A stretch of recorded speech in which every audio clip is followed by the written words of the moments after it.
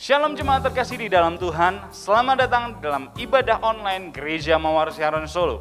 Agar dapat terhubung dan mengetahui info terupdate mengenai gereja kami, Anda dapat memfollow kami dalam Instagram di @gmssolo. Dan kami ucapkan welcome home bagi Anda yang baru pertama kali tergabung di dalam ibadah online ini. Kami sangat bersuka cita dan mari sama-sama tergabung dalam komunitas kami untuk kita sama-sama bertumbuh lebih lagi dan menemukan tempat kedua di dalam Kristus, yaitu Connect Group. Bagi Anda yang rindu, Anda dapat menghubungi kami melalui nomor yang tertera dalam layar Anda. Dan memberikan persembahan adalah bagian dari ibadah. Mari sama-sama Anda dapat memberikan persembahan melalui transfer atau scan QR Code yang tertera pada layar Anda. Sama-sama kita berdoa untuk memulai ibadah ini. Terima kasih Tuhan Yesus, Engkau sungguh baik dalam hidup kami. Kami berkelimpahan akan kasih karunia-Mu, dan kami bawa persembahan kami bawa hidup kami juga Tuhan, untuk sama-sama kami mau memuliakan nama-Mu, memuji Engkau, dan menerima berkat yang terbaik buat hari ini melalui firman yang ada Tuhan. Terima kasih Tuhan, kami siapkan hati kami siapkan diri kami di dalam nama Tuhan Yesus. Sama-sama kita katakan, amin. Dan selamat menikmati ibadah. Tuhan Yesus memberkati.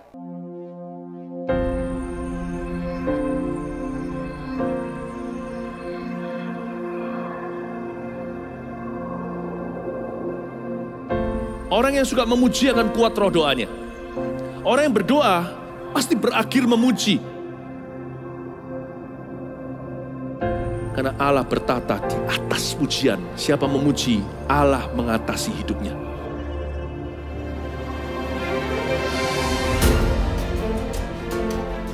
The Year of Praise, tahun pujian menjadi sebuah petualangan yang tiada dua. Menjadi sebuah pelajaran hidup yang langsung dari Kristus. Menjadi sebuah pengalaman yang indah. Waktu kita memuji Tuhan, seluruh kerajaan itu berdiri di sampingmu. Waktu kita memuji, seluruh kerajaan Allah dan kereta-kereta yang tidak kelihatan berkuda dan berapi-api itu berada di kanan kiri. Semakin fisik kita lemah, roh kita semakin memuji Tuhan. Semakin jasmani kita terbatas, semakin rohani kita tidak boleh dibatasi.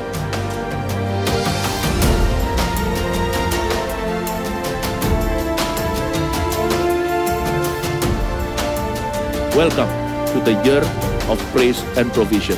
Mari kita mengizinkan Tuhan merajut rancangan yang belum pernah kita bayangkan.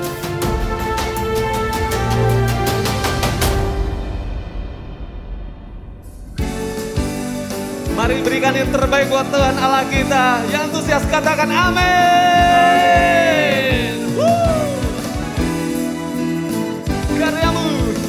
Karyamu mempesonaku, kau angkatku dari kelam, kasih tulus memberi warna. Kau buang semua gelisah, kau beriku sukacita, kau buatku selalu tertawa. Kau taruh lagu baru dalam hatiku, mulutku bersorak memuji nama-Mu. Dari hatiku mengalir pujian bagimu, oh sukacita, Roh-Mu hadir di sini. Dan ku menari memuji di hadapan-Mu Yesus, sukacita, Roh-Mu hadir di sini.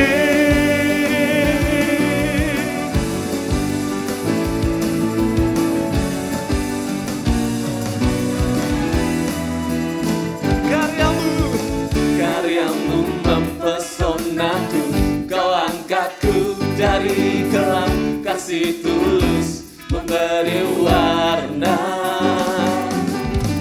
Kau buang semua gelisah, kau beriku sukacita, kau buatku selalu tertawa.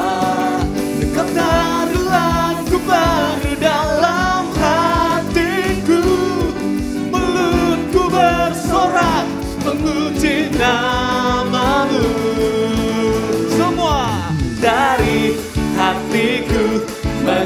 mengalir pujian bagimu, oh sukacita, Rohmu hadir di sini. Dan ku menari, memuji di hadapan-Mu Yesus, sukacita, Rohmu hadir di sini. Sama-sama menari dan kita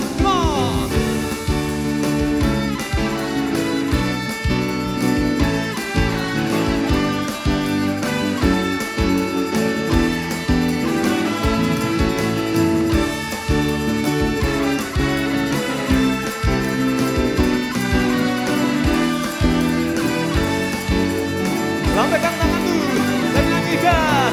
La la la la la la la la la la. Haleluya. La la la la la la la la la. Haleluya. Dari hatiku bagimu, oh sukacita, Rohmu hadir di sini. Dan ku menari, memuji di hadapan-Mu Yesus, sukacita, Rohmu hadir di sini. Lambaikan tanganmu. La la la la la.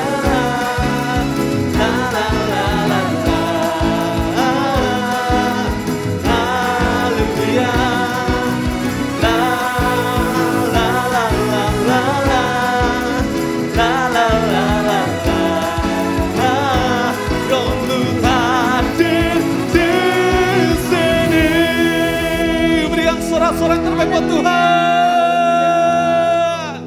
Engkau besar Tuhan.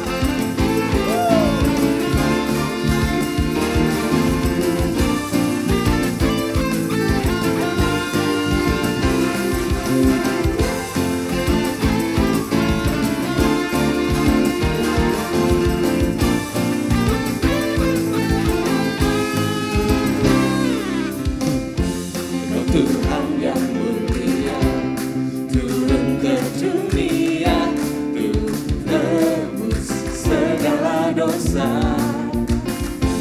Kau beri keselamatan, beri kesempatan, kasih-Mu mengubahkan. Jika ku akui semua dosaku, maka Kau adalah setia dan adil. Kau kan mengampuni dan mensucikan dari segala yang jahat. Oh, tak mau ku hidup bagi dunia ini lagi. Tak ingin kompromi, tak ingin lakukan hal yang dapat lukakan hatimu. Tak mau ku hidup di luar tutur kata firman-Mu yang telah bebaskanku. Yesus, kebenaran-Mu adalah pilihanku.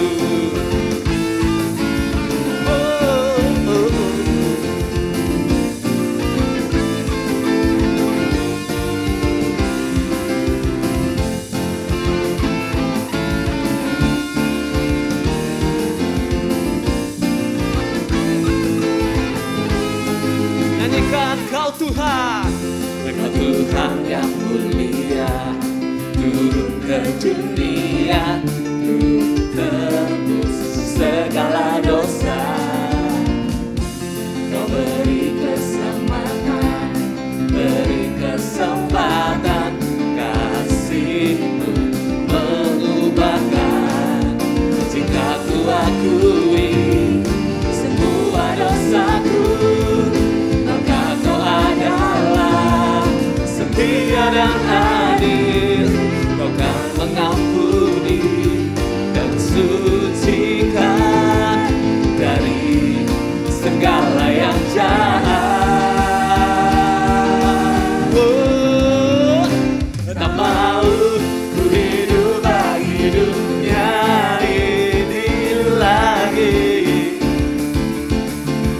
ingin kompromi, tak ingin lakukan hal yang dapat dukakan hatimu.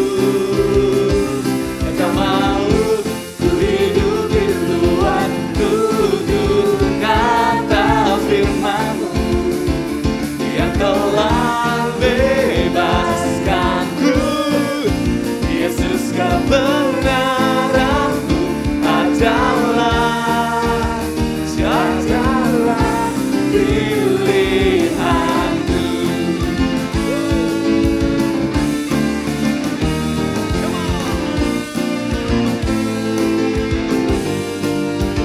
Sekali lagi.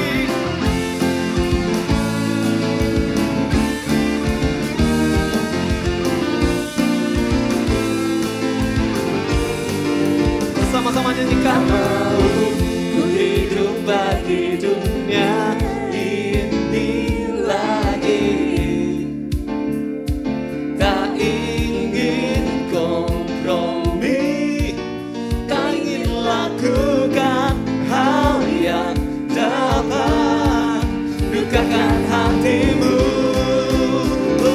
Tak mau ku hidup di luar tutur kata firman-Mu yang telah bebaskanku. Yesus, kebenaran-Mu adalah tak mau ku hidup di luar tutur kata firman-Mu yang telah bebaskanku. Yesus, kebenaran-Mu adalah pilih. Sama-sama. Barara, barara, barara, barara, barara,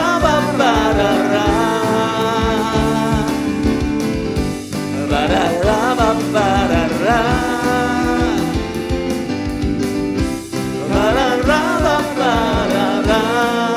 Oh, haleluya. Praise God. Terima kasih Tuhan. Sungguh kami mengucap syukur untuk hari ini. Kembali kami ada di dalam kasih karunia-Mu Tuhan. Untuk Engkau pimpin setiap kami umat-Mu. Untuk tidak sejenak pun kami kehilangan persekutuan dengan Tuhan. Hari lepas hari kami boleh menikmati akan kehadiran-Mu yang begitu indah. Itu sebabnya kami menaikkan ucapan syukur. Dan kami membuka akan hati kami untuk Tuhan berbicara kepada kami. Didik setiap kami umat-Mu untuk kami memiliki hati yang bijaksana. Untuk kami memiliki sikap hati yang benar mempersiapkan akan hidup kami. Membangun hidup ini seturut dengan kehendak-Mu. Terima kasih Roh Kudus karena Engkau berkehendak menyatakan isi hati-Mu. Jalan-jalan-Mu Engkau wahyukan bagi setiap kami. Kami kembalikan segala kemuliaan hormat kami kepadamu. Sebab kasih kami akan Engkau semakin hari semakin bertambah. Di dalam nama Yesus bersama-sama katakan amin. Shalom jemaat Tuhan yang Tuhan kasih. Wow, senang sekali untuk kembali bersama-sama dengan Anda semua. Dimanapun Anda berada, tapi hari-hari ini saya percaya setiap kita menikmati sebuah fellowship persekutuan yang indah dengan orang yang kita kasih, keluarga kita. Karena hari-hari ini ya kita ada satu kondisi untuk mengurangi akan mobilitas kita bersama-sama untuk kita ada di rumah kita masing-masing. Ya, nah benar-benar hari-hari ini tekankan untuk kita selektif. Mungkin untuk ketika kita keluar dari rumah kita harus memiliki satu tujuan yang pasti. Tujuan yang jelas. Ya tidak mungkin ya jangan sampai terjadi hari-hari ini kalau ada orang keluar keliaran di luar rumah tanpa sebuah tujuan yang jelas. Ya, demikian juga sebenarnya setiap kehidupan kita sebagai orang percaya jemaat Tuhan, Anda dan saya, kita ini harus memiliki sebuah tujuan yang jelas di dalam kehidupan ini. Apa tujuan daripada setiap kita Ketika kita hari ini membangun akan kehidupan kita, apa yang Anda lakukan dalam hidupmu? Seharusnya kita memiliki goal, kita memiliki tujuan yang jelas. Nah, Paulus, saudara, memiliki tujuan yang pasti. Paulus memiliki tujuan yang jelas di dalam kehidupannya. Dan ini membawa sebuah dampak yang besar di dalam kehidupannya. Di mana kita tahu Alkitab menjelaskan, Paulus ini adalah seorang hamba Tuhan yang memiliki sebuah langkah yang kokoh di dalam kehidupannya. Untuk dia dipakai Tuhan secara luar biasa di dalam kehidupannya. Coba buka Alkitab kita di dalam Filipi pasal yang pertama ayat yang ke-21. Demikianlah firman Tuhan. Karena bagiku hidup adalah Kristus dan mati adalah keuntungan. Saudara, bagi Paulus, hidupnya itu adalah untuk semakin hari. Hidupnya untuk dibawa, hidupnya bertumbuh di dalam pengenalan akan pribadi Kristus. Sehingga melalui hidupnya, kehendak Kristus itu digenapkan, saudara. Nah, saudara, seharusnya hal yang sama ada di dalam kehidupan setiap kita. Hari ini Anda bisa memilih untuk hidupmu hanya sekedar engkau mengejar, engkau meraih keinginan, kesenangan akan hidup jasmani, kehidupan daging. Hidup semau Anda, atau sebaliknya. Hari ini Anda mengambil sebuah keputusan, Anda memilih dalam hidupmu. Aku mau hidupku ini dipakai, rancangan Tuhan itu digenapkan atas kehidupan Anda. Saudara, hari-hari ini Tuhan ingatkan di dalam kehidupan saya secara khusus. Tuhan ingatkan akan hari ini sebenarnya. Tidak ada satu orang pun yang tidak membutuhkan akan Tuhan. Terlebih dengan kondisi yang ada hari ini. Sebenarnya kita diperhadapkan dengan sebuah pilihan. Dan dua pilihan ada di dalam kehidupan kita hari ini. Kita menjadi orang yang menggotong atau kita digotong. Tuhan ingatkan hari-hari ini tentang Markus pasal yang kedua. Di mana ada 4 orang yang menggotong seorang yang lumpuh. Saudara, hari-hari ini jangan izinkan, jangan biarkan. Kondisi keadaan hari ini membuat Anda lumpuh di dalam hidupmu. Walaupun realitanya kita melihat kenyataan dalam kehidupan sekitar kita. Ada begitu banyak kelumpuhan dalam kehidupan akan begitu banyak orang. Dalam bidang area apapun juga, saudara. Dalam iman, dalam pekerjaan, ekonomi, dalam hubungan. Itu sebabnya hari ini, saudara, ada begitu banyak orang yang harus digotong. Tapi hari-hari ini Tuhan sedang ingatkan, Tuhan sedang ingin berbicara kepada setiap kita. Ambil sebuah pilihan dalam hidup ini sebagai anak Tuhan. Untuk kita ini menjadi orang yang mengambil pilihan keputusan untuk menggotong. Karena hari ini, saudara, saya tahu kehidupan setiap kita hari ini, saudara, bisa bercerita akan banyak pergumulan, kesulitan, tantangan, keterbatasan yang ada. Tapi ketika kita mengambil sebuah pilihan, aku mau menjadi orang yang hari ini menggotong, justru hidupmu itu akan semakin hari semakin kuat. Hidupmu semakin hari akan semakin kokoh. Karena ketika kita ambil keputusan untuk menggotong, justru Roh Kudus itu akan memiliki ruang yang besar dalam kehidupan kita untuk berkarya, bekerja. Menyatakan kasih-Nya, menyatakan pengurapannya, kuasanya. Ketika kita mengambil keputusan sebagai orang yang mau menggotong, itu membuat hidup kita hari ini mau tidak mau kita akan dipaksa, kita akan dibawa, didorong untuk hari ini. Kita semakin mendekat kepada Tuhan, semakin mengenal Tuhan. Nah, semakin kita mengenal Tuhan, maka semakin hari ada sebuah kerinduan hati yang haus Tuhan genapkan rancangan-Mu dalam hidupku. Karena kita tahu hidup kita itu berarti, hidup kita itu berharga. Katakan amin. Saudara, Paulus berkata mati adalah keuntungan. Mati bagi Paulus itu merupakan pintu untuk dia ini berjumpa dengan pribadi yang dia kasih. Pribadi yang memanggil dia untuk dia layani dengan segenap hati, dengan kasih. Dan dia tahu apa yang dia lakukan di dalam hidupnya akan membawa dia ketika dia berjumpa dengan pribadi yang dia kasih. Untuk dia mengalami kemuliaan, menerima akan mahkota kehidupan. Saudara, ada banyak orang hari ini tidak siap dengan kematian. Walaupun hari ini kematian, roh maut itu begitu dekat dengan kehidupan. Ada banyak orang tidak siap dengan kematian karena dia tidak tahu setelah akhir kehidupannya di dunia ini, dia mau kemana. Dan hal yang tragis, dia tidak pernah mempersiapkannya. Sehingga dia tidak siap untuk menghadapi kematian. Saudara, firman Tuhan itu dengan tegas mengatakan bahwa tujuan akhir dari apa yang hari ini kita kerjakan, apa yang kita bangun di dalam hidup ini adalah mempersiapkan setiap kita sebagai orang percaya untuk kita ini masuk surga. Untuk kita masuk Yerusalem baru. Karena bagi orang percaya, keselamatan itu sudah kita terima di dalam kasih anugerah melalui Yesus Kristus Tuhan.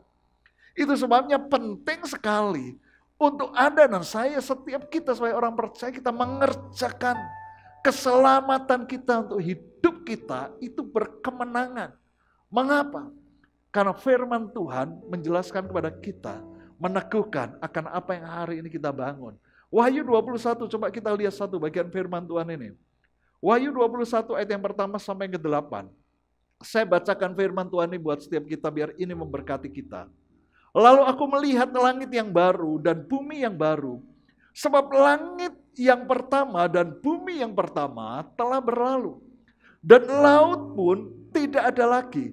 Saudara, ayat yang pertama ini menjelaskan tentang akhir daripada kehidupan dunia ini kelak. Coba saudara lihat ayat yang kedua dan selanjutnya.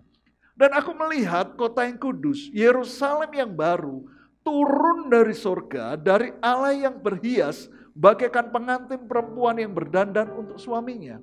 Lalu aku mendengar suara yang nyaring dari tata itu berkata, lihatlah, kemah Allah ada di tengah-tengah manusia, dan ia akan diam bersama-sama dengan mereka. Mereka akan menjadi umatnya dan ia akan menjadi Allah mereka. Dan ia akan menghapus segala air mata dari mata mereka. Dan maut tidak akan ada lagi. Tidak akan ada lagi perkabungan atau ratap tangis atau duka cita. Sebab segala sesuatu yang lama itu telah berlalu. Ayat yang kelima. Ia yang duduk di atas tahta itu berkata, lihatlah aku menjadikan segala sesuatu baru. Dan firman-Nya, tuliskanlah karena segala perkataan ini adalah tepat dan benar. Firman-Nya lagi kepadaku, semuanya telah terjadi. Aku adalah Alfa dan Omega, yang awal dan yang akhir. Orang yang haus akan kuberi minum dengan cuma-cuma dari mata air kehidupan. Perhatikan ayat 7 dan 8. Barang siapa menang, ia akan memperoleh semuanya ini. Dan aku akan menjadi Allahnya, dan ia akan menjadi anakku. Tetapi orang-orang penakut, orang-orang yang tidak percaya, orang-orang keji, orang-orang pembunuh, orang-orang sundal, tukang sihir, penyembah-penyembah berhala, dan semua pendusta, mereka akan mendapat bagian mereka di dalam lautan yang menyala-nyala oleh api dan belerang. Inilah kematian yang kedua. Saudara-saudara, perhatikan ayat yang ke-7. Karena ayat yang ke-7 ini menjelaskan untuk kita masuk ke Yerusalem baru, maka tidak ada hal yang lain di mana Alkitab berkata, Anda dan saya harus menang. Menang atas apa? Ayat berikutnya, ayat yang ke-8 menjelaskan, ada 8 area di mana kita sebagai orang percaya harus beroleh kemenangan. Nah, kita akan lihat 8 area ini apa saja. 8 area di mana kita harus menang. Nah, kita akan lihat ayat yang ke-8 dikatakan seperti ini. Tetapi orang-orang penakut, yang pertama saudara, kita ini harus menang atas ketakutan. Ya. Nah, saudara, istilah orang penakut yang dipakai di ayat ini di dalam bahasa Yunaninya itu adalah dilos. Ya. Yang artinya orang yang takut kepada manusia daripada terhadap Tuhan. Nah, ketika kita berbicara tentang orang penakut, yaitu orang yang lebih takut kepada manusia daripada Tuhan, Alkitab menjelaskan ada begitu banyak contoh. Salah satunya itu adalah Raja Saul. Di dalam 1 Samuel pasal yang ke-15 ayat yang ke-24, firman Tuhan berkata seperti ini, Tuhan memberikan perintah ya kepada Saul. Nah, ayat yang ke-24 berkata seperti ini. Berkatalah Saul kepada Samuel, aku telah berdosa sebab telah kulangkahi titah Tuhan dan perkataan. Tetapi aku takut kepada rakyat, karena itu aku mengabulkan permintaan mereka. Saudara, Tuhan memberikan perintah kepada Saul melalui Nabi Samuel untuk Saul ini sebagai Raja Israel, memimpin akan orang Israel untuk mereka menumpas akan bangsa Amalek. Tapi kalau saudara lihat akan kisah, akan ayat-ayat sebelumnya itu mengisahkan Saul justru membiarkan Agag Raja Amalek yang seharusnya ditumpas beserta kambing, domba, serta lembu-lembunya. Ya, itu justru yang tambun-tambun, itu tidak ditumpas, tapi berusaha untuk dimiliki. Nah, saudara, jangan sampai hari ini kita memiliki sebuah sikap hati yang sama yang seperti ada pada Saul. Yaitu di mana justru kita lebih takut kepada manusia daripada menghormati, menghargai akan ketetapan dan perintah Tuhan dalam kehidupan kita. Kita belajar daripada Raja Saul. Jangan sampai kita ini seperti Saul. Ketika Tuhan menaruh Anda atau saya di sebuah posisi, tetapi justru kita ini tidak dapat berfungsi seperti yang Tuhan kehendaki. Mengapa? Karena tidak ada hormat dan takut akan Tuhan. Jangan sampai justru hidupmu, dirimu itu jauh daripada Tuhan hari-hari ini. Karena Anda hari ini tidak dapat beribadah. Saudara hari ini dapat melayani Tuhan. Ada banyak hal yang seperti ini sedang terjadi. Dan satu hal akarnya yang sangat menyedihkan adalah karena takut akan manusia. Mereka takut ya untuk diremehkan, dipandang sebelah mata, takut akan pengaruh ya daripada manusia tersebut, atau kita takut pengaruh kita terhadap mereka. Ya, nanti mereka tidak berani, tidak mau lagi ya dekat dengan kita. Saudara, hal-hal yang seperti ini sungguh-sungguh sangat menyedihkan. Ya, hari-hari ini sedang terjadi. Berapa banyak orang hari ini, ya, mereka itu kehilangan hubungannya, rasa hormatnya dengan Tuhan, karena rasa sungkannya terhadap manusia. Hal yang simpel aja, saudara. Ketika engkau ada dalam sebuah kumpulan orang-orang yang tidak takut akan Tuhan, tidak mengenal Tuhan, dan waktu itu adalah waktu di mana pas Anda sangat ingin menikmati berkat yang Tuhan percayakan dalam kehidupan Anda. Mungkin itu makan siang atau makan pagi. Anda mungkin bisa ada di sebuah rumah makan atau warung. Apakah Anda tetap memiliki ucapan syukur dan rasa hormat kepada Tuhan? Menghargai setiap berkat yang Tuhan percayakan dalam hidup Anda. Anda tetap tidak kehilangan identitas. Anda tetap mengucap syukur, berdoa. Ini sebuah pilihan, sebuah keputusan. Dari hal-hal yang simpel seperti ini, saudara, akan kelihatan apakah kita lebih menghormati, menghargai manusia, atau kita lebih menghargai dan takut akan Tuhan. Saudara, jangan sampai hari ini hidupmu jauh daripada Tuhan. Engkau meninggalkan pelayananmu justru karena takut akan manusia. Engkau kehilangan sesuatu yang besar. Jangan sampai karena posisi di mana Tuhan menaruh Anda, membuat Anda hari ini justru kehilangan keintiman, kedekatan dengan Tuhan. Justru engkau gagal menjadi orang yang melakukan kehendak Tuhan.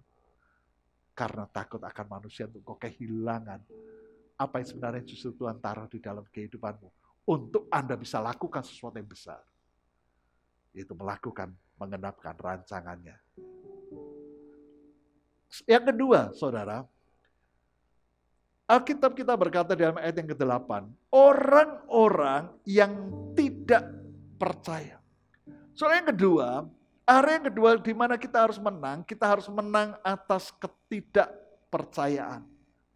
Istilah orang yang tidak percaya, ya, yang dipakai di ayat ini dalam bahasa Yunaninya, itu adalah apitos, saudara. Apitos ini artinya adalah tidak memiliki iman. Lebih jauh artinya seperti ini, saudara. Seseorang itu bisa ada di dalam sebuah gereja, atau ada dalam sebuah ibadah, atau ada dalam sebuah komunitas anak Tuhan. Tetapi sekalipun dia dalam gereja, dia dalam sebuah ibadah komunitas anak Tuhan, tapi dia menyangkali akan kuasa kehidupan daripada ibadah itu sendiri. Dia tidak mempercayai akan firman Tuhan. Alkitab juga memberikan akan contoh. Saudara, contoh yang paling tragis ya, yang Tuhan nyatakan ketika saya baca, saya renungkan, wow, jangan sampai ada di antara kita mengalaminya. Di dalam 2 Raja-Raja pasal yang ke-6, saudara, dikisahkan ya, bahwa satu kali Raja Ben-Hadad, Raja Aram, dia mengerahkan segenap kekuatan militernya dengan seluruh tentaranya. Ben-Hadad itu maju, menyerang dan mengepung akan Samaria yang adalah ibu kota Israel pada waktu itu. Nah, ketika Israel atau Yerusalem atau Samaria terkepung, maka yang terjadi adalah kelaparan yang hebat terjadi atas Samaria. Sehingga hal-hal yang sangat-sangat tragis dan begitu berat bagi kehidupan itu terjadi pada masa itu. Dikisahkan saudara, sebuah kepala keledai itu harganya itu sampai 80 sikal perak. Bahkan dikatakan 1/4 kap tahi merpati atau kotoran burung merpati itu harganya begitu mahal. 5 sikal perak, saudara. Kenapa? Karena benar-benar kekeringan ya itu melanda pada waktu itu. Benar-benar Samaria dilanda di mana sampai kebutuhan pokok manusia itu sangat-sangat minim, saudara.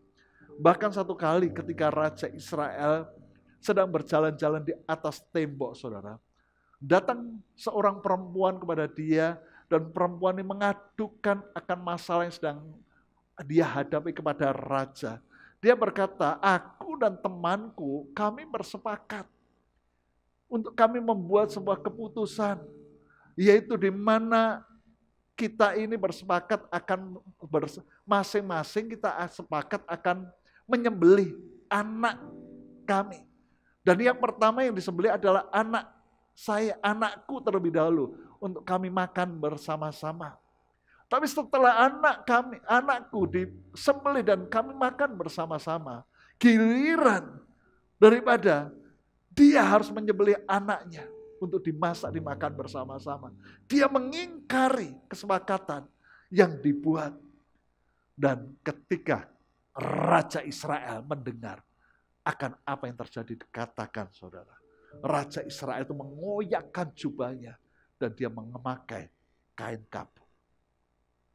Selanjutnya yang dia lakukan, dia datang kepada Elisa yang adalah seorang nabi Tuhan di Israel. Coba kita lihat 2 Raja-Raja pasal 7 ayat yang pertama sampai yang kedua. Dikatakan seperti ini. Lalu berkatalah Elisa, dengarlah firman Tuhan. Beginilah firman Tuhan, besok kira-kira waktu ini sesukat tepung yang terbaik akan berharga sesikal. Dan 2 sukat jelai akan berharga sesikal di pintu gerbang Samaria. Ayat yang kedua, tetapi perwira yang menjadi ajudan raja menjawab abdi Allah, katanya, sekalipun Tuhan membuat tingkap-tingkap langit, masakan hal itu terjadi? Jawab abdi Allah, sesungguhnya engkau akan melihatnya dengan matamu sendiri, tetapi tidak akan makan apa-apa daripadanya. Saudara, ketika Raja Israel datang kepada Elisa, Elisa menubuatkan bahwa dalam tempo 1 hari, dikatakan besok akan ada pembalikan keadaan, di mana harga sembako itu akan murah lagi. Bahkan Elisa menekankan akan jauh lebih murah dari sebelumnya. Tetapi apa yang terjadi, saudara? Ajudan raja yang mendengar, dikatakan sama sekali dia tidak percaya. Bahkan dia mengejek akan nabi Tuhan ini, Elisa. Akibatnya apa yang terjadi, saudara? Kita lihat 2 Raja-Raja 7 ayat yang ke-17 sampai ke-20. Adapun raja telah menempatkan perwira yang menjadi ajudannya itu mengawasi pintu gerbang. Tetapi rakyat menginjak-injak dia di pintu gerbang, lalu ia mati sesuai dengan perkataan abdi Allah yang mengatakannya pada waktu raja datang mendapatkan dia. Dan terjadi juga seperti yang dikatakan abdi Allah itu kepada raja. 2 sukat jelai akan berharga sesikal, dan sesuka tepung yang terbaik akan berharga sesikal. Besok kira-kira waktu ini di pintu gerbang Samaria. Ayat 19. Pada waktu itu si perwira menjawab abdi Allah itu, sekalipun Tuhan membuat tingkap-tingkap di langit, masakan hal itu mungkin terjadi? Tetapi Elisa berkata, sesungguhnya engkau akan melihatnya dengan matamu sendiri, tapi tidak akan makan apa-apa daripadanya. Perhatikan ayat 20. Demikianlah terjadi kepada orang itu. Rakyat menginjak-injak dia di pintu gerbang, lalu matilah dia. Sebuah kisah yang tragis akibat ketidakpercayaan, saudara. Sekalipun ajudan raja ini, dia mendengar langsung. Tapi ketika dia tidak percaya, justru berakibat begitu fatal, kematian. Saudara, apakah dosa ajudan raja ini? Alkitab tidak menjelaskan, tidak mengatakan bahwa ajudan raja ini dia mabuk-mabukan. Dia tidak berzina. Dia tidak membunuh. Ajudan raja ini tidak mencuri. Tapi dosa yang membawa pada kematiannya adalah tidak percaya. Dari ini kita bisa belajar. Jangan menjadi orang yang cukup puas hanya sekedar Anda memiliki aktivitas ibadah, aktivitas agama. Jangan menjadi orang Kristen yang sekedar puas mendengar akan janji Tuhan, firman Tuhan, nubuatan, tetapi tidak percaya akan kuasa daripada ibadah, kuasa daripada firman Tuhan itu sendiri. Tidak percaya bahwa Tuhan itu sanggup membalikkan akan kematian menjadi kehidupan. Bukankah itu Yesus sudah kerjakan di kayu salib? Hari ini, saudara, apa yang Tuhan tidak sanggup balikan dalam kehidupan? Yang menjadi persoalan hari ini, bukan Tuhan tidak sanggup. Dia sudah kalahkan maut. Dia sudah bangkit, dia sudah hidup.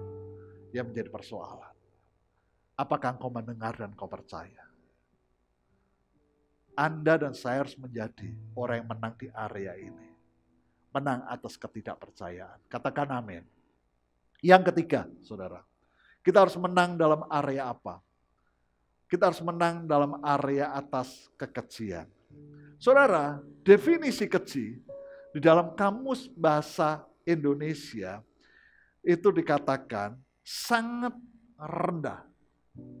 Ya, sangat rendah ini berbicara tentang ya sebuah kehidupan yang syarat dengan kekotoran, saudara. Ya, ketidaksopanan. Ya. Nah, selain definisi keji itu adalah sangat rendah, kamus bahasa Indonesia juga mendefinisikan keji itu adalah hina. Hina ini adalah seorang yang tidak memiliki belas kasihan. Hati nuraninya itu sudah mati, saudara. Orang yang keji, seluruh tingkah lakunya itu akan memancarkan ketamakan. Seluruh tingkah lakunya akan memancarkan kebodohan, kekejaman. Di mana segala tindak langkah kehidupannya itu dipenuhi dengan keegoisan. Dan saudara, definisi keji ini juga salah satunya adalah orang yang keji ini adalah orang yang menipu atau mengorbankan kawan untuk kepentingan diri sendiri. Ya. Saudara, orang yang seperti ini adalah orang yang masuk kategori perbuatan keji. Karena ujungnya, fokusnya adalah egoisme. Dengan kepentingan dirinya sendiri, ya, dia bisa korbankan akan semua, bahkan kawan, orang dekat dalam kehidupannya. Ya, nah Tuhan berkata orang yang keji seperti ini dia tidak akan pernah masuk dalam kehidupan Yerusalem baru. Itu sebabnya kita ini harus menang atas kekejian. Hari ini kalau Anda dan saya, Tuhan ajar, Tuhan didik untuk kita ini menjadi orang yang murah hati. Untuk kita ini memiliki sikap hati, melayani sikap hati seorang hamba. Karena Tuhan itu rindu untuk Anda dan saya memiliki akan Yerusalem baru yang Tuhan sediakan. Tuhan kerjakan bagi setiap kita. Hari ini belajar, saudara. miliki sikap hati hari ini, gemar untuk melayani. Jangan biarkan setiap kita terjebak hari ini menjadi orang yang egois. Ya, melayani itu tidak sulit. Hari ini mulai melayani itu dengan apa yang hari ini ada pada kita sesederhana. Yaitu apa yang Tuhan sudah taruh dalam hidup kita sebagai orang percaya, iman. Anda hari ini ya mulai pakai imanmu untuk mendoakan, memberkati akan orang-orang yang terdekat di dalam kehidupanmu. Ya, rekan-rekan di CG, atau orang yang hari ini Anda tahu, dia butuh disupport, doakan.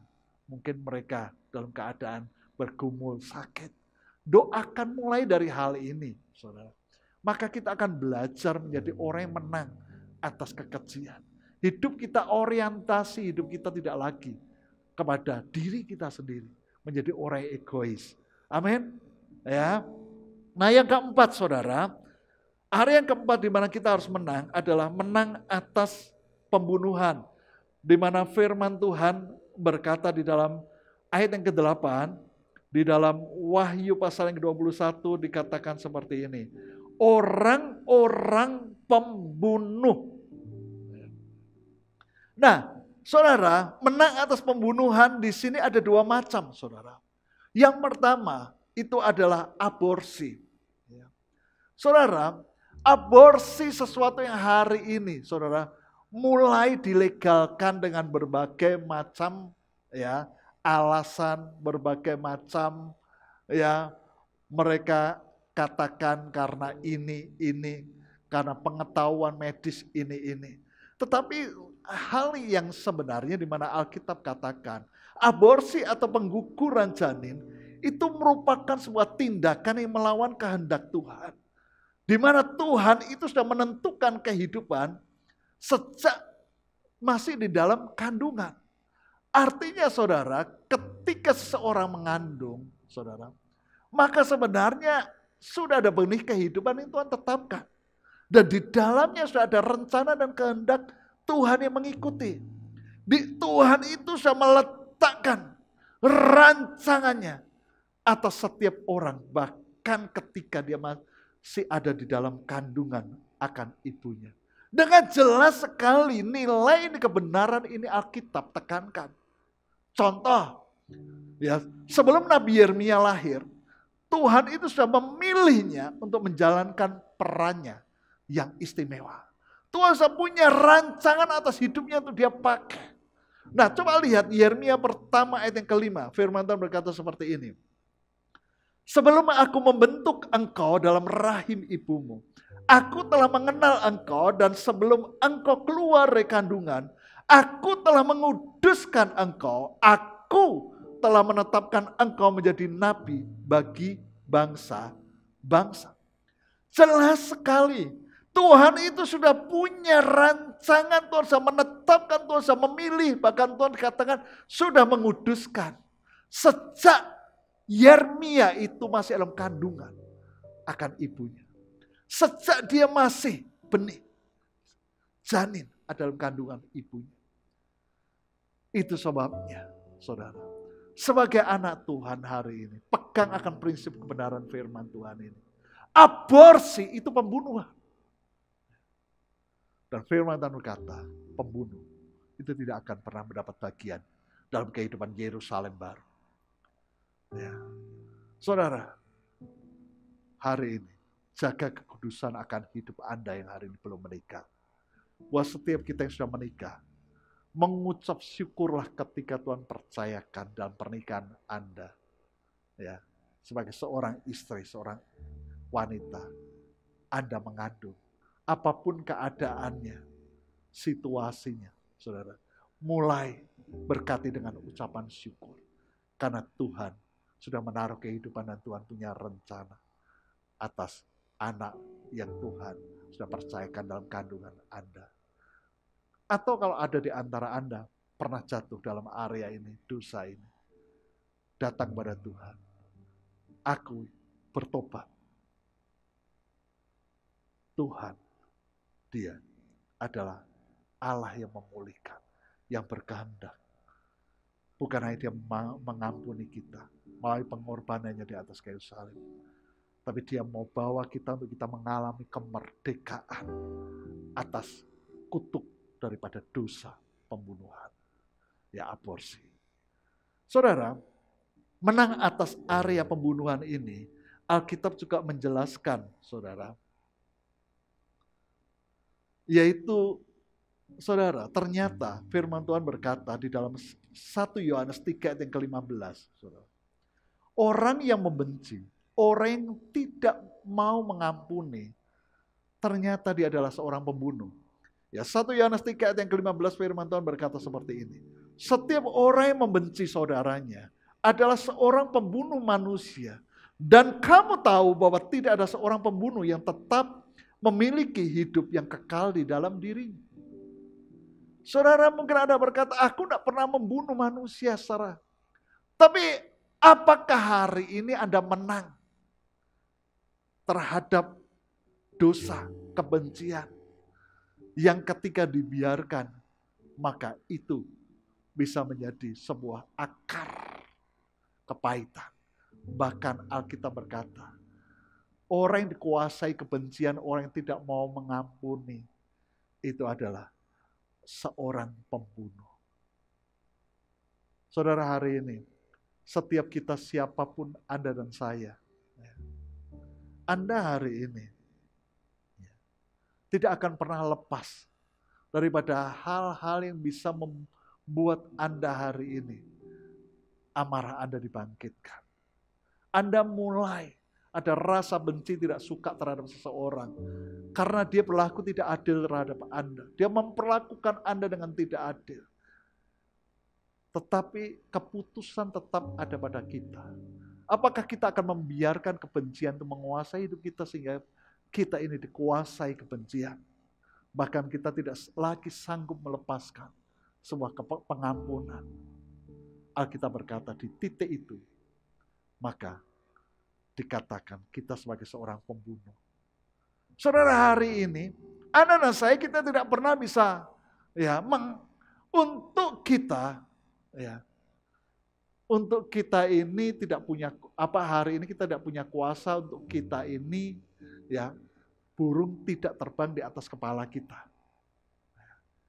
Tetapi saudara, Anda dan saya sekalipun kita ini hari ini tidak punya kuasa untuk kita membiarkan burung terbang di atas kepala kita. Tapi Anda dan saya hari ini, kita bisa mengambil sebuah pilihan keputusan untuk tidak membiarkan burung itu, bukan hanya terbang, tapi burung itu hinggap di atas kepala kita. Bahkan burung itu membuang kotoran di atas kepala kita.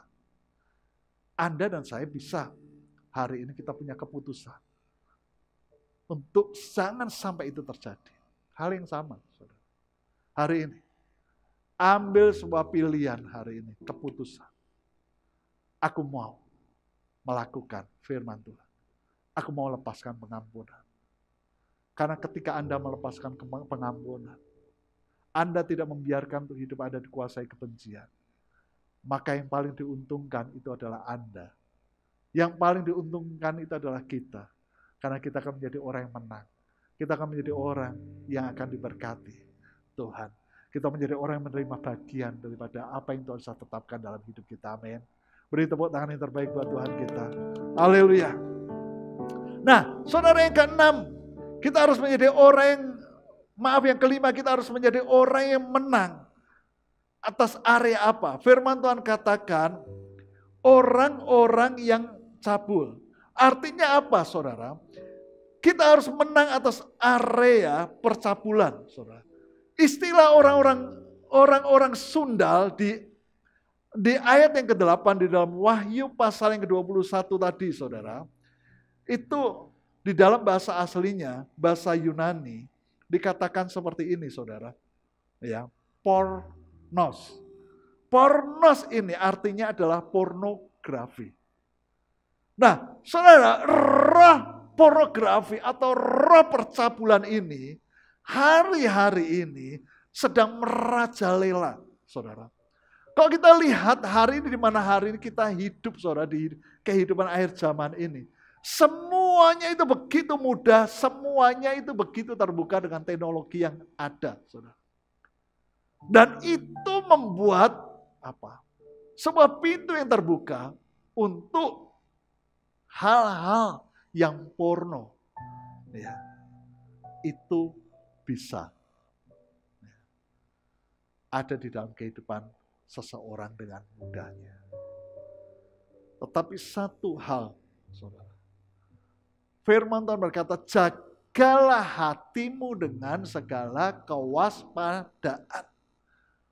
Tuhan ingatkan pentingnya hari-hari ini setiap kita, Anda dan saya menjaga akan panca indera kita.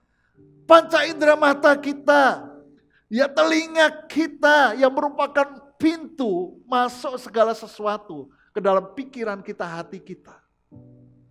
Penting untuk kita jaga. Jangan biarkan roh percabulan itu menguasai kehidupan seseorang. Ketika dia biarkan panca inderanya ya begitu terbuka dengan hal-hal yang pornografi. Sehingga pikirannya bahkan hatinya dipenuhi dengan hal-hal yang porno. Saudara, keputusan Anda dan saya hari ini. Kita bisa mengambil keputusan. Aku mau menang di area ini. Dan untuk menang di area itu bukan sesuatu hal yang tidak mungkin.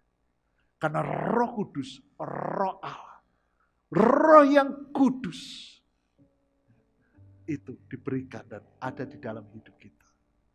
Yang menjadi persoalan adalah hari ini. Apakah engkau izinkan Roh Kudus itu bekerja menolong kita?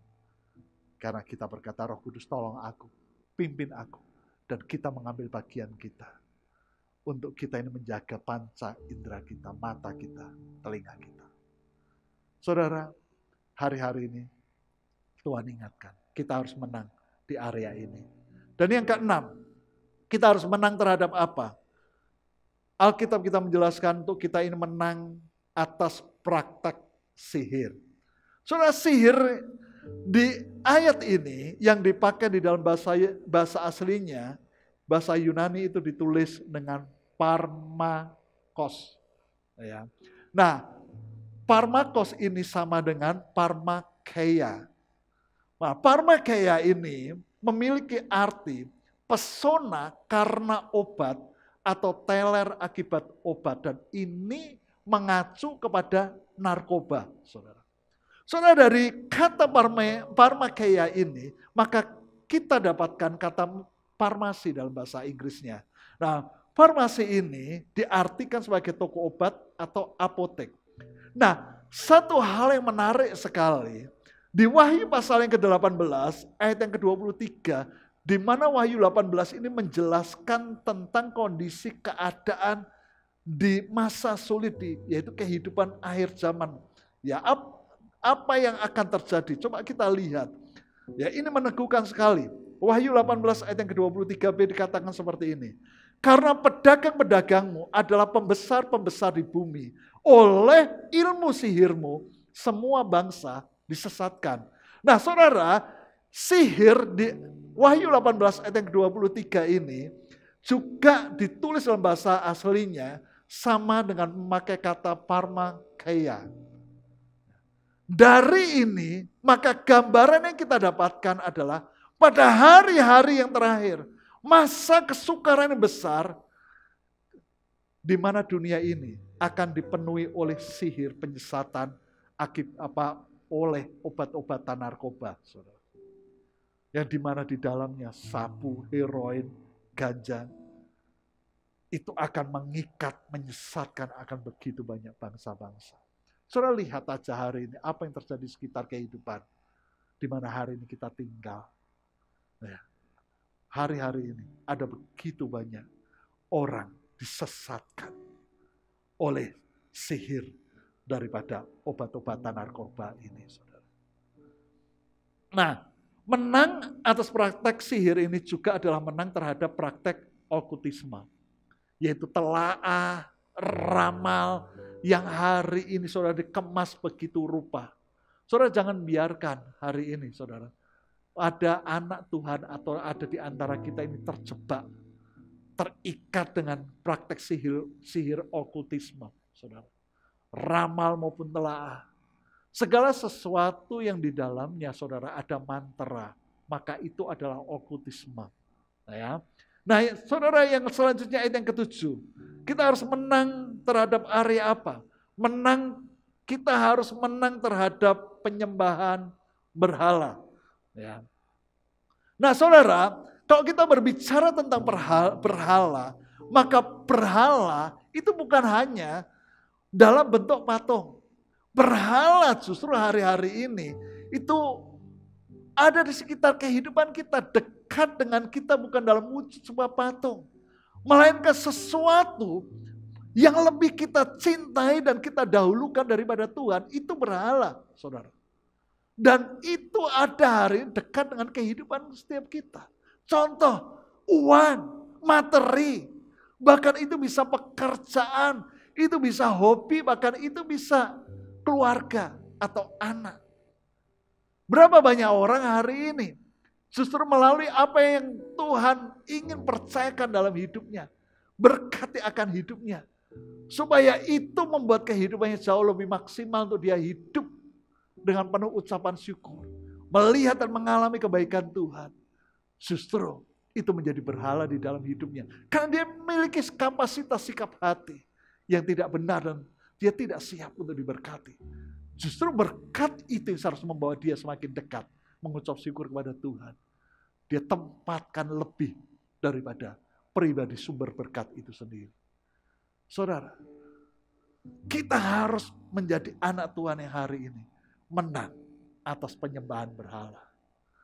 Jangan jadikan sesuatu yang bukan Tuhan menjadi Tuhan dalam kehidupan setiap kita.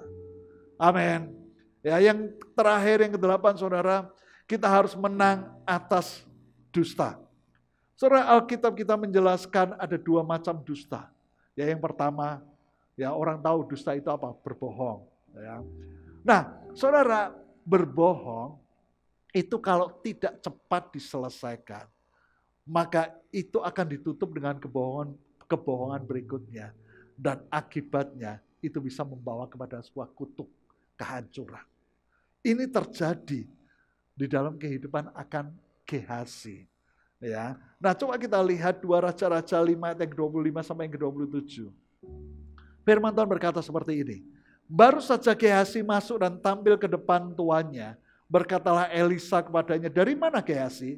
Jawabnya, "Hambamu ini tidak pergi kemana-mana." Tetapi kata Elisa kepadanya, "Bukankah hatiku ikut pergi ketika orang itu turun dari atas keretanya mendapatkan engkau? Maka sekarang engkau telah menerima perak dan dengan itu dapat memperoleh kebun-kebun, kebun zaitun, kebun anggur, kambing domba, lembu sapi, budak laki-laki dan budak perempuan. Tetapi penyakit kusta Naaman akan melekat kepadamu dan kepada anak cucumu untuk selama-lamanya." Maka keluarlah Gehazi dari depannya dengan kusta putih seperti salju. Ya, itu ada di dalam tubuhnya, hidupnya. Saudara, kisah ini mengisahkan Gehazi itu berdusta, dia berbohong karena dia mengingini sesuatu. Dia memulai dengan sebuah dusta dan dia menutupi dustanya dengan dusta berikutnya. Tetapi kebohongannya, dustanya justru membawa dia kepada kutuk. Ini sesuatu yang tragis, saudara. Ada berapa orang yang hari ini, ya, dia berkata, ya, tidak pernah menganggap bahwa itu sebuah dosa.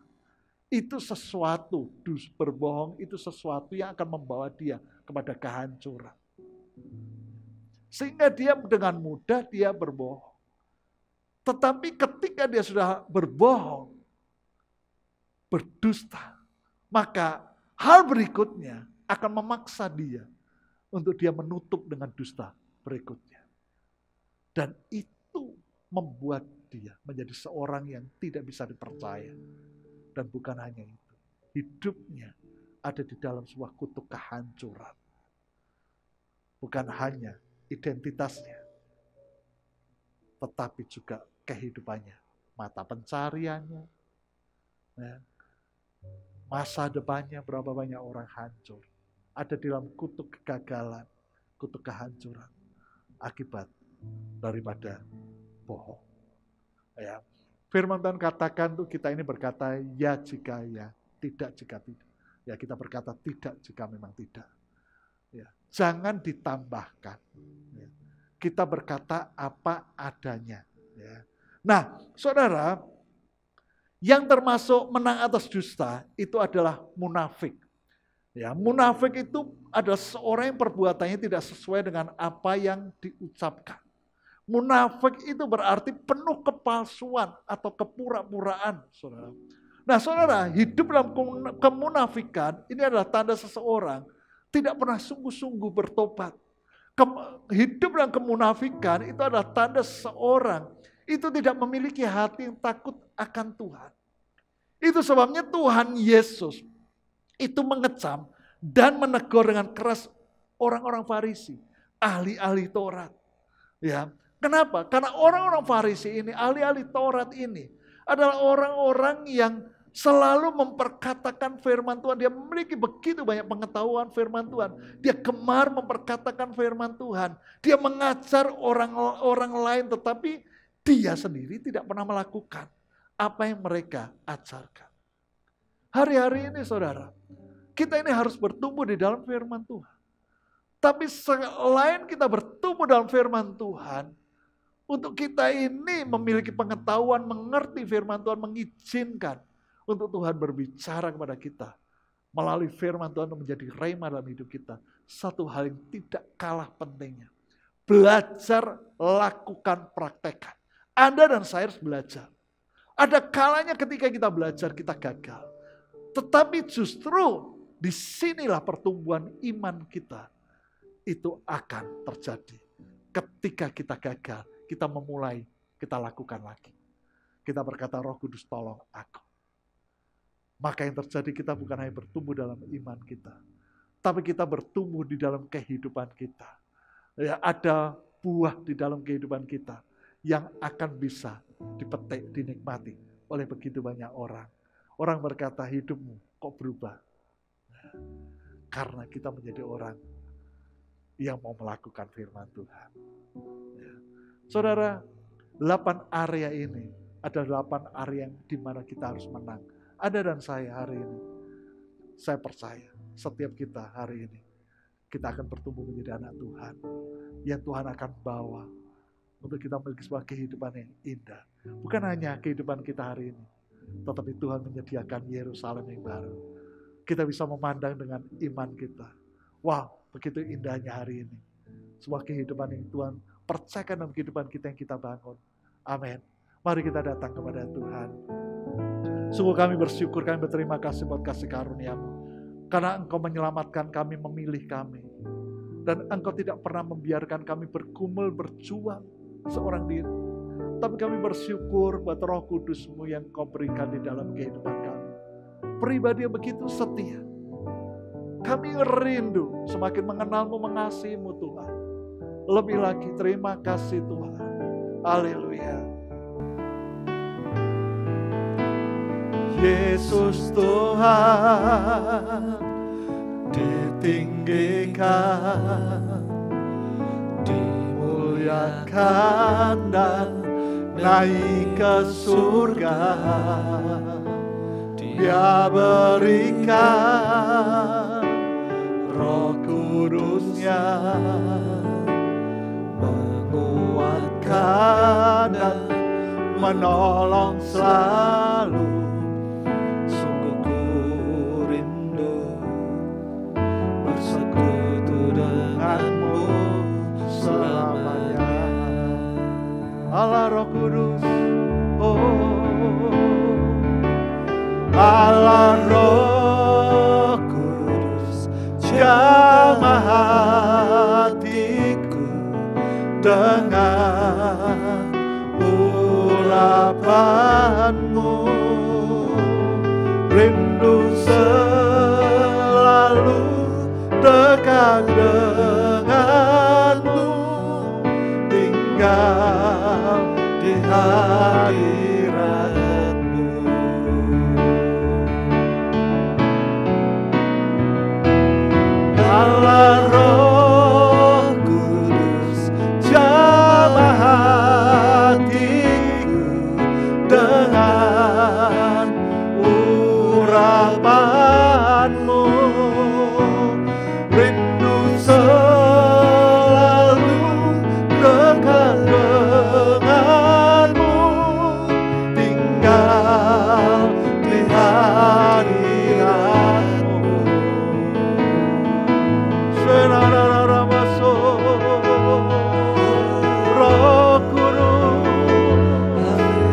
kami rindukan mengenalmu lebih lagi, bersekutu denganmu, mengasihimu, mengandalkanmu, hidup dalam kehendak-Mu, dan rancangan-Mu digenapkan dalam hidup setiap kami. Haleluya. Ku kagumkan Engkau, ku menyembah-Mu Tuhan, Allah yang hidup. Syakaramataka hataka syakaramataka, syakaramataka ramataka se, inarararamaso rambayase, syakaramataka, kinamahataka syakaramataka su.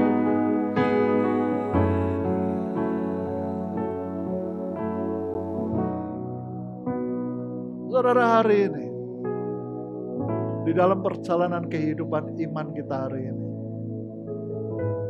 ada sebuah goal yang jelas, yang pasti di dalam kehidupan kita. Setiap pilihan kita, segala keputusan yang hari ini kita ambil itu kita tidak menyerah dengan keadaan, tapi untuk kita menang atas 8 area di mana Alkitab katakan kita harus menang.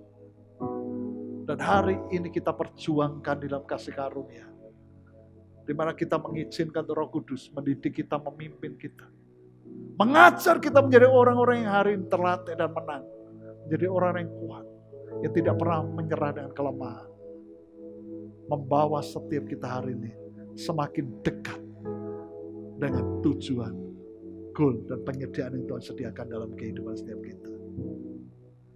Saudara, Anda adalah warga kerajaan surga. Anda dan saya adalah orang yang dipilih, dan kita adalah warga kerajaan surga, yang dimana Tuhan tetapkan hari ini untuk kita hidup, untuk kita menjadi terang, untuk kita menjadi teladan, untuk kita beda.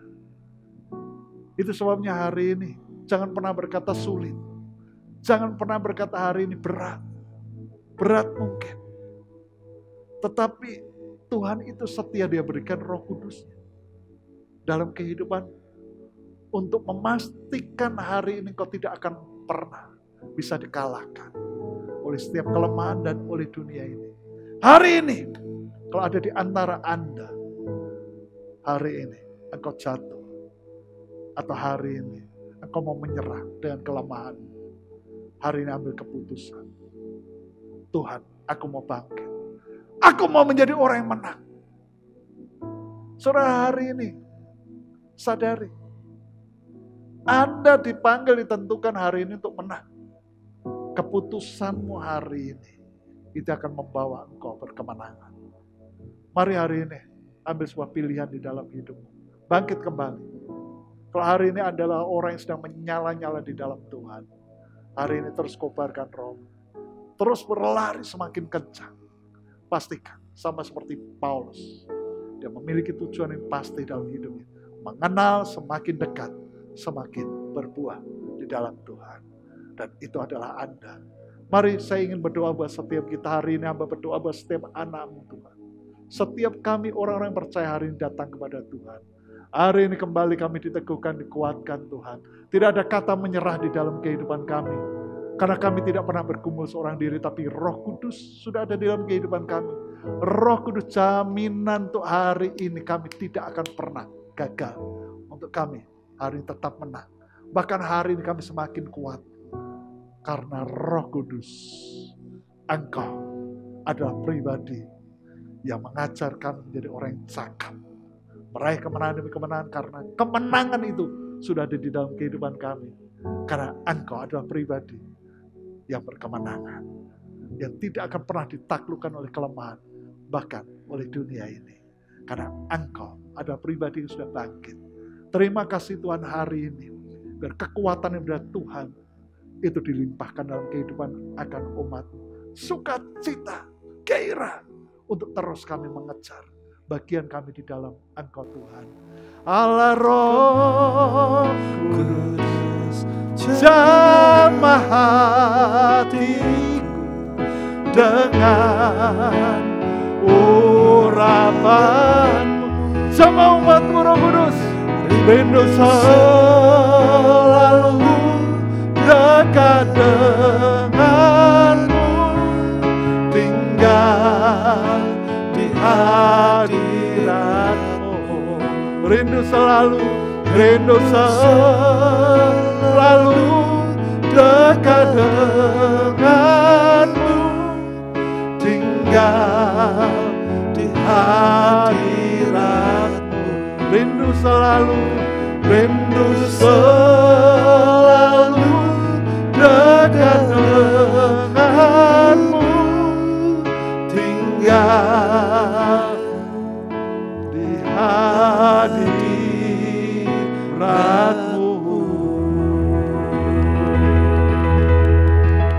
Mari angkat tangan kita pada Tuhan. Terima kasih buat kasih karunia dan anugerah-Mu Tuhan. Sungguh kami bersyukur, kami kagum, kami bangga menjadi anak-Mu Aba. Serahkan setiap umat-Mu dalam kasih karunia-Mu. Terus pimpin pegang setiap kami dengan tangan kanan-Mu Tuhan.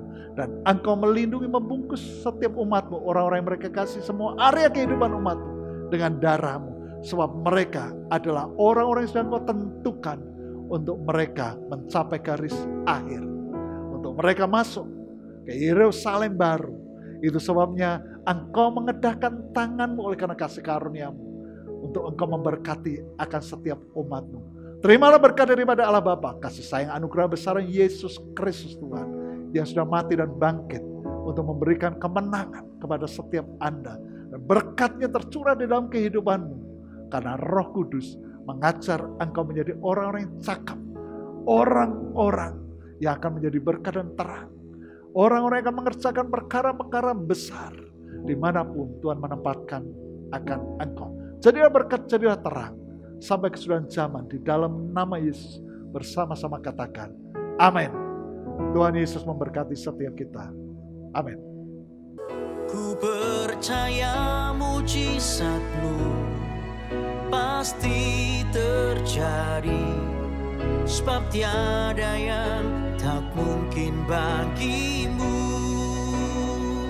Ku percaya mujizat-Mu pasti terjadi. Engkau Tuhan tepati janji-Mu.